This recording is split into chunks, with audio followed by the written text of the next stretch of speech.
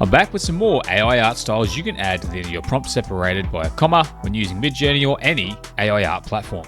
The first is in the style of Edvard Munch, who is known for The Scream, a very famous old artwork, which you can kind of see is reminiscent here with this image of Goku, and it does tend to lean on that artwork a fair bit, usually at least borrowing the colors, quite often the whole scene, but like with this one of the Terminator, we just get a little bit more of a painting style and those colors being used, but I would think more than half the time we do get some kind of reference to The Scream itself, which can be a lot of fun. And it adds that sky here to the samurai in front of Mount Fuji. But overall, this is just a nice fun one to play with. Not something hugely stylized, although when I switched to the face of the lion, I got something really different, cool, which I definitely appreciated in this instance. But moving on, we have Disasterpiece. I just tried this one out, and it kind of blends the term masterpiece with disaster and tends to create these really dramatic looking photos, but everything seems to be sort of like in a disaster scenario, at least in most images. But the stark image quality, that really kind of masterpiece style photography combined with the disaster background is really cool. I really love the way Mickey Mouse is kind of looking sad in this image, but overall, just a really nice, very dramatic style. And it doesn't actually have to be that one style. It even referenced a bit more of a comic book style here with Optimus Prime. And even with Darth Vader, it kind of gave him a gigantic head. But overall, you can kind of see the vibe that it brings to these images. So that's definitely one worth having a playing with to see what you get out of it. But moving on to another artist we have in the style of Jackson Pollock, very famous painter for this sort of abstract style. Lots of sort of ink or paint, I should say, being flung around, and it tends to sort of throw the subject in there amongst it. So very consistent style. I'm not personally a huge fan of this art style, but it's very strong and influential within the prompt, and I thought that people who do like it may want to experiment with it. So I thought I'd share it here, and you can see very much every image really grabs that style, borrows a few colors from the subject, and blends it all pretty well. But also, recently was watching The Terminator and thought I'd try Technoir style, which is the name of the club in the original Terminator movie, and it actually created some really cool images. It tends to theme them up and add a bit of a cybernetic sort of style to a lot of it. A lot of elements like that. Now, these are the best images. Some of them just sort of made things futuristic, but I found it really just added that cybernetic style to a lot of images in a really fun, very creative way, and a lot of people out there would like that. Isn't really in this image, but there's something about the way the elements are painted and organized, and I love this one here. It looks like a futuristic shot of the Statue of Liberty, so pretty cool. Now, if you want some truly unique styles, don't forget to check out my mood board pack. Over 100 mood boards you can add to your images. But also, check out my Midjourney style pack. Over 1,000 styles you can apply to your Midjourney prompts to get some pretty stunning images. Links to both are in the description below. But let's mix it up with As a Power Ranger. Now, this turned out to be a bit better than I expected, giving a really nice blend, a nice character style to adding visors and uniforms and changing people up, but still having a strong base in the subject's character design. The Terminator here, I thought this was a shotgun originally, but it's actually a sword. Whereas Darth Vader looks more like one of the large robots from the Power Rangers show. So this one is a lot of fun because of what it does to the characters.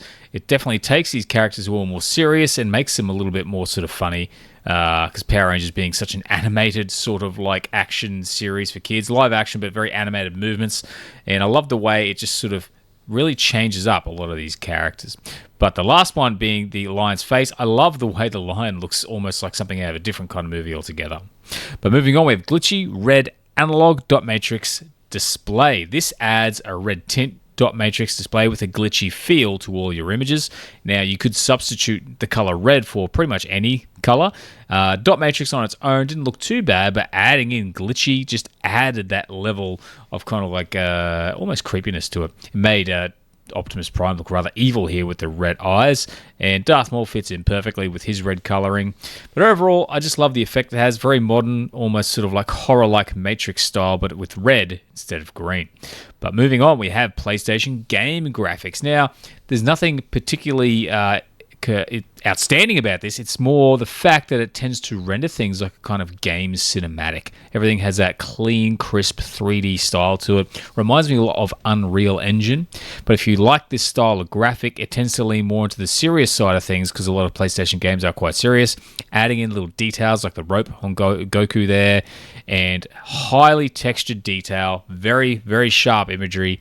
So you can see how you can see this would be in sort of like a video game cinematic. I really think it's a powerful style. But Blobby 2D cartoon art style was a really, really fun one. You can see the impact it's had on the Incredible Hulk here, and the way it tends to convert people into these sort of like really simple cartoons, but a real fun vibe, almost Blobby style elements thrown in there, like the Terminator here.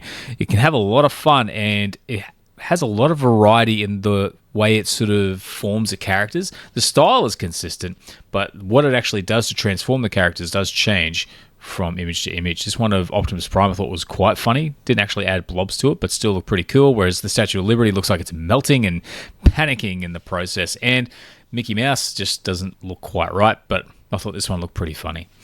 Now, moving on, we have beach towel design. You could probably guess what you're going to get here. It tends to take your subject and put it onto a beach towel.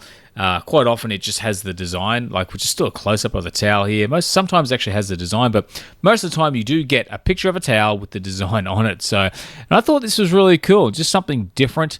Some of the images, like the Hulk here, the way his eyes are a bit far apart, it's a bit funny, but the actual design style on the towels I find to be a little bit interesting as well, not just the towel itself. So you can see how you get some really nifty images when playing with this style.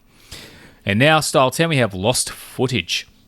So this kind of looks like someone's found some footage, and it's not.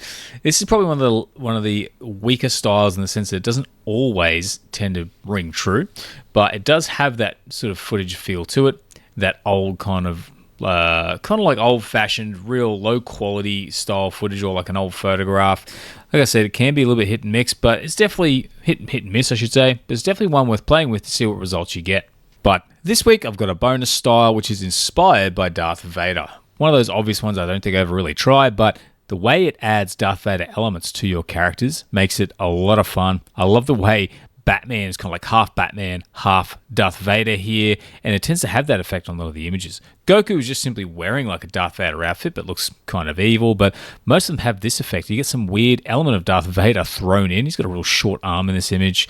Hulk looks like he's turned to the dark side, even though he has the green lightsaber. That's usually something for the good guys, but the face of the lion, I loved the effect that this image had, and Optimus Prime looking like truly evil, like something out of a Transformer nightmare, and even the samurai. It's kind of like old-fashioned samurai version Darth Vader. And of course, Mickey Mouse, which is illustrating the reality of Disney, that they have in fact turned to the dark side.